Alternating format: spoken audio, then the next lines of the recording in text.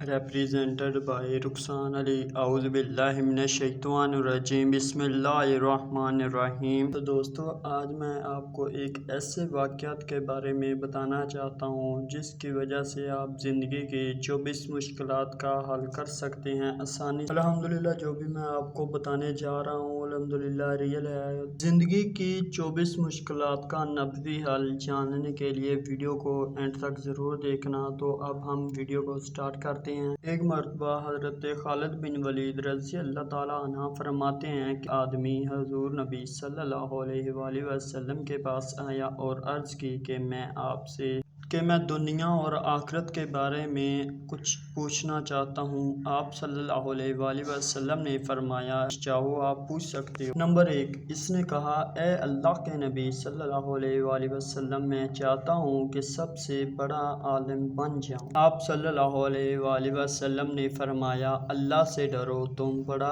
عالم بن جاؤ گے۔ نمبر 2، اس نے کہا کہ میں چاہتا ہوں کہ سب سے بڑا مالدار بن جاؤں۔ آپ صلی اللہ علیہ وآلہ وسلم نے فرمایا قناعت اختیار کر لو تو سب سے بڑے مالدار بن جاؤ گے۔ نمبر 3، اس نے کہا کہ میں چاہتا ہوں کہ سب سے اچھا انسان بن جاؤں۔ آپ صلی اللہ علیہ وآلہ وسلم نے فرمایا اچھا انسان وہ ہے جو لوگوں کو نفع پہنچائے، تو لوگوں کو نفع پہنچا اچھا آدمی بن جائے گا۔ نمبر 4، اس نے کہا کہ میں چاہتا ہوں کہ سب سے زیادہ عدل کرنے والا بن جاؤں۔ آپ صلی اللہ علیہ وآلہ وسلم نے فرمایا جو لیے پسند کرتے ہو وہی دوسروں کے لیے پسند کیا کرو، تم بھی بڑے عدل والے بن جاؤ گے۔ نمبر 5، اس نے کہا میں چاہتا ہوں کہ اللہ کا خاص بندہ بن جاؤں۔ آپ صلی اللہ علیہ وآلہ وسلم نے فرمایا اللہ تعالیٰ کا ذکر کثرت سے کیا کرو تو تم بھی اللہ کا خاص بندہ بن جائے گا۔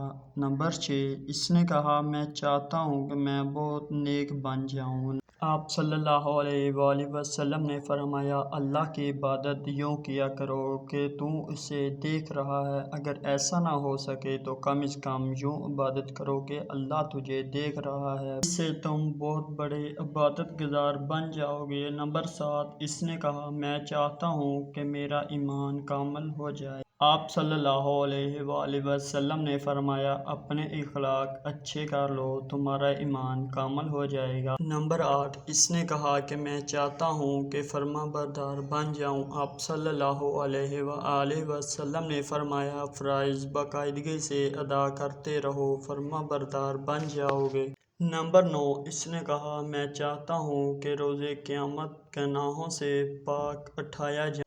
آپ صلی اللہ علیہ وآلہ وسلم نے فرمایا غسل جنابت خوب اچھی طرح کیا کرو، روز قیامت بغیر گناہوں کے اٹھائے جاؤ گے۔ 10، اس نے کہا میں چاہتا ہوں کہ روز قیامت نور ہی نور میں اٹھایا جاؤں۔ آپ صلی اللہ علیہ وآلہ وسلم نے فرمایا کسی پر ظلم نہ کرو، روز قیامت نور ہی نور میں اٹھائے جاؤ گے۔ نمبر 11، اس نے کہا میں چاہتا ہوں کہ میرا رب مجھ پر رحم کرے۔ آپ صلی اللہ علیہ وآلہ وسلم نے فرمایا تو اپنی جان پر اور مخلوق کے خدا پر رحم کر، اللہ پاک تجھ پر رحم کرے گا۔ نمبر 12، اس نے کہا میں چاہتا ہوں کہ میرے گناہ کم ہو جائیں۔ آپ صلی اللہ علیہ وآلہ وسلم نے فرمایا استغفار کیا کرو تیرے گناہ جھڑ جائیں گے۔